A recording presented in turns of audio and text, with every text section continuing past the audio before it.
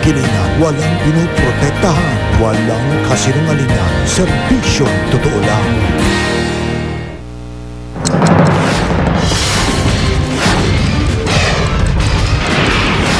Nasunog na hotel sa Tugigaraw. Muling nag-apoy.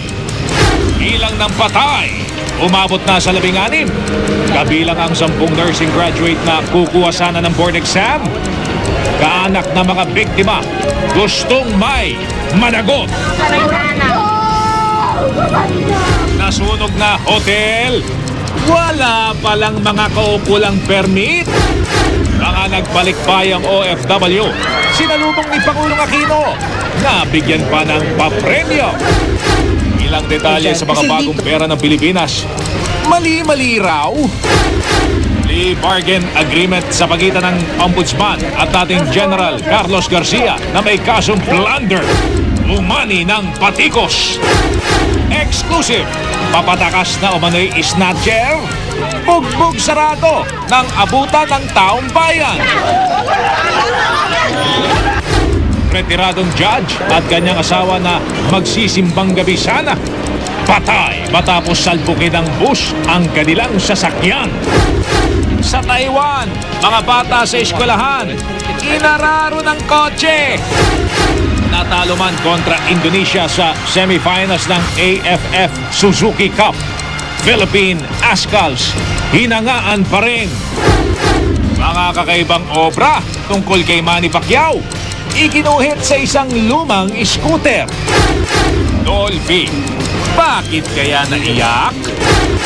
At Santa Claus, lumarga na para mamigay ng regalo. Merry Christmas! Rodo, let's go!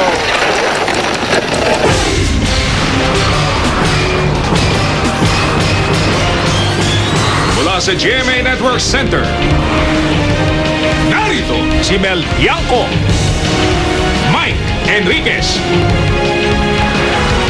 Ito ang 24 oras.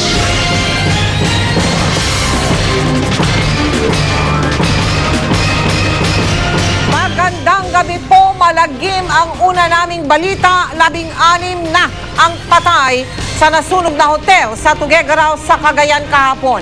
10 sa kanila mga nursing graduate na kukuha na sana ng licensure exam. Katarungan ang sinisigaw ngayon ng kanilang mga kaanak. Sinisisi nila ang pagkukulang umano ng pamanuan ng hotel at kung bakit doon pa ang napili ng eskwelahan para tuluyan ng mga estudyante.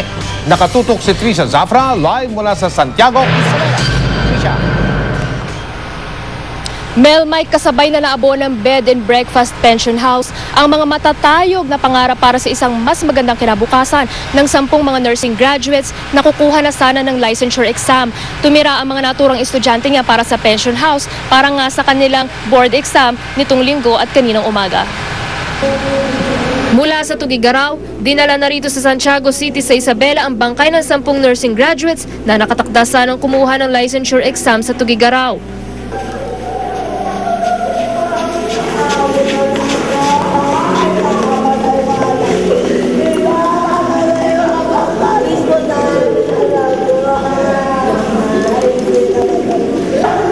Hindi makapaniwala ang kanilang mga naulila.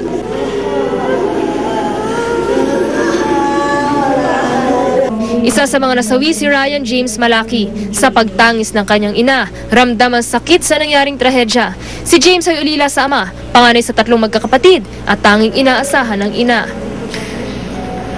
Matapos marinig ang nangyari sa pension house, dito sa University of La Salle naghintay ang mga kamag-anak ng nasawi. Idinaan nila sa pagdarasal ang galit at sakit na nararamdaman. Ilan sa mga namatayan, di mapigil na manisi. Gusto raw nilang maparusahan ang mga mapapatunayang nagkamali at may kasalanan sa sinapit nilang trahedya. Si Renato Gonzalez halos wala na raw lakas nang malamang kasama ang anak na si Richard Allen sa mga nasawi. Gusto niya maparusahan ang mga may-ari ng pension house. Ang nursing graduate na si Francis Carambas, itinuturing na isang bayani ng mga kasamang nakaligtas sa sunog. Ulila na si Carambas, kaya si Father Chris Arellano ang tumulong para makapagtapos ito ng nursing. Tumangging humarap sa kamera si Father Arellano. Pero ang kwento raw sa kanya ng mga kasama ni Francis, nagpahuling lumabas si Francis para tulungang makatakas ang mga kasama. Pero sinawing palad ito at di na nailigtas ang sarili. Magkahalong pagmamalaki at panghihinayang ang nararamdaman ng kanyang mga guro. Ang ikasampung nursing graduate na nasawi ay si Jose Julius Gadwang. Isa-isang binasbasan ang labi ng mga nasawi. We can face the trials, we can face the problems, the sadness that beset us. Yesterday, when our examinees were gathered in the auditorium and in one voice, with strong and challenging, they say, we will continue with exams. And that is the spirit of a Salesian student.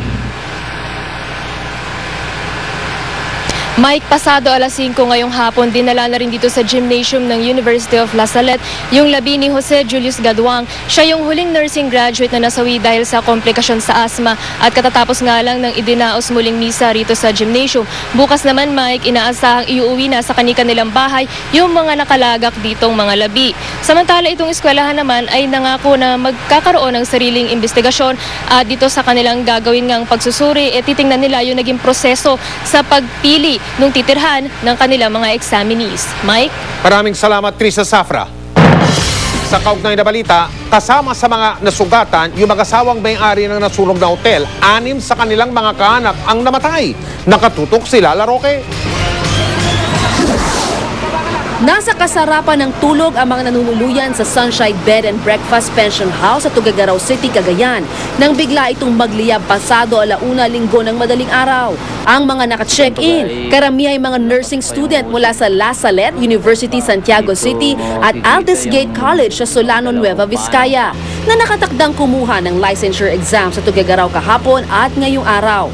Magdamaga ng firefighting operations. Umabot daw sa third alarm ang sunog na idineklarang fire out bandang alas 6 ng umaga.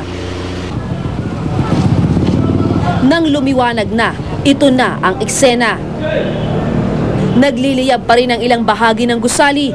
Sa isang bintana, may nakausling 2 pares ng sunog na paa. 15 katawan ang nakuha mula sa nasunog na gusali.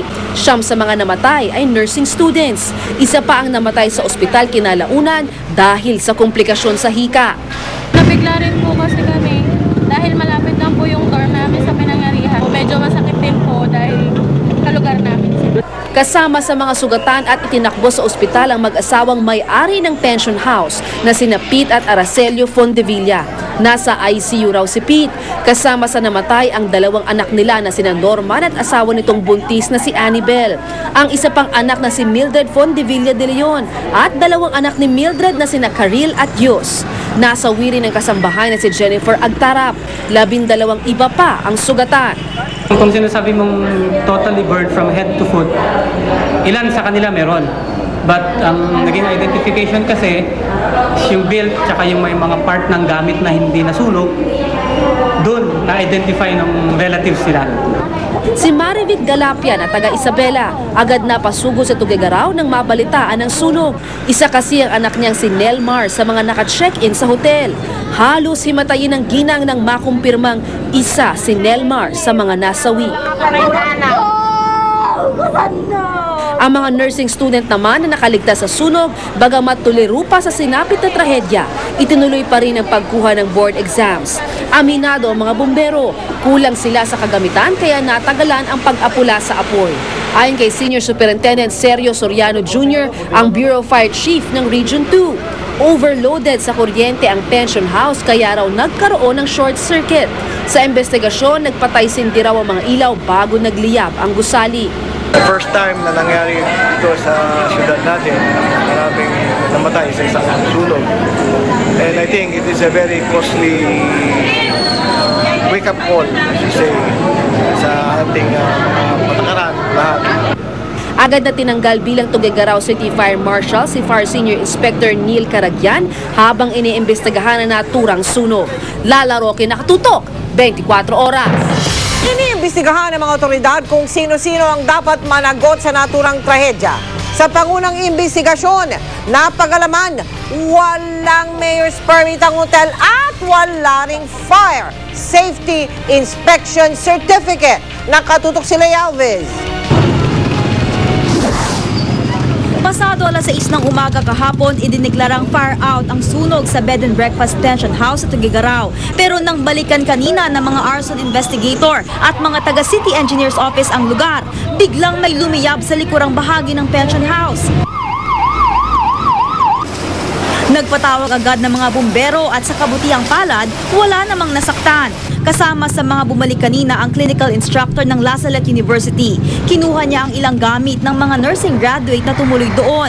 Kasama sa mga nakuha ang gamit ng 10 nursing graduate na kukuha sana ng licensure exam pero nasawi sa sunog. Sa labas ng pension house, nagtirik ng kandila ang mga empleyado bilang pakikiramay sa mga nasawi. Ang ibang nursing graduate tuloy sa ikalawang araw ng exam ngayon. Ayaw nilang magsalita sa harap ng kamera tungkol sa naganap na trahedya. Bandang alas 2 ng hapon, lula na ng bus ang mga ito para bumalik sa Santiago City. Dala nila ang gamit ng mga kasamahang nasawi. Sa investigasyon, puno raw ang 5 palapag ng Bed and Breakfast Pension House nang masunog linggo ng madaling araw. Dahil puno, marami ang gumagamit ng kuryente. Nag-overload daw ang kuryenteng gamit. Ayon kay Senior Superintendent Sergio Soriano Jr. ng Bureau of Fire Protection ng Region 2, walang mayor's permit ang pension house. Bukod dito, wala ring fire safety inspection certificate ito, kaya dapat daw di nag-ooperate ang pension house. Marami rin daw kailangang ipaliwanag ang may-ari na sina Pepito at Aracelio Condevilla na nasa ospital pa dahil kabilang sila sa sugatan. Bukas ang deadline ng Task Force Sunshine. Inaasahang kasama sa report nila kung sino-sino ang dapat managot sa trahedya.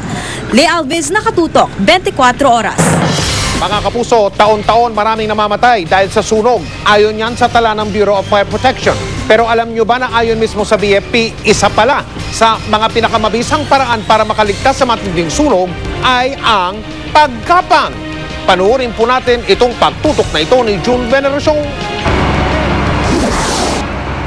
Nasunog ay kaapat na palapag ng New Executive Building ng Mandaluyong City Hall kaninang umaga kung saan nandun ang Engineering Department. Walang namatay at nasaktan. Naapula agad ang apoy sa loob lamang ng 20 minuto. Mula Enero, 2,265 na ang naitatalang sunog sa Metro Manila. Mas mababa sa 2,440 noong nakaraang taon. Sabi ng Bureau of Fire Protection, 100 ang namamatay taon-taon dahil sa sunog. Pero maaari raw itong maiwasan. Payo ng BFP, isa sa pinakamabisang paraan ay ang paggapang kapag kalat na ang apoy at usok. No matter how filled with a thick smoke in every room, lagi yung pwede ka mag-crawl. There's still fresh air within 1 foot na pwede ka makahinga. Ang usok lagi nasa taas lang yun. Iwasan din daw magpanik at kapag lilikas na, huwag basta-basta magbubukas ng pinto. Nasusunog na halimbawa dito, you're now in a road for evacuations, then you're looking for an opening, no? So, within that area, kung gusto mong, lumipat sa kabila or you're looking for an opening, huwag mo kaagad buksan to dahil baka puno na rin ng apoy yung kwarto na yon, no? Okay. First, i-fill mo muna yung lock set kung mainit o hindi. Dito mo malalaman eh. At syempre ngayong Pasko at bagong taon, mas pinag-iingat ng mga otoridad ang lahat. Ang Christmas lights, huwag daw hayaang nakasindi 24 oras. Iwasan ang octopus connection at maging maingat sa paggamit ng paputok. From human carelessness, negligence, ignorance, dyan lang umiikot ang sunog unless otherwise intentional, yung tinatawag natin na arson. June Veneracion, Nakatutok, 24 oras.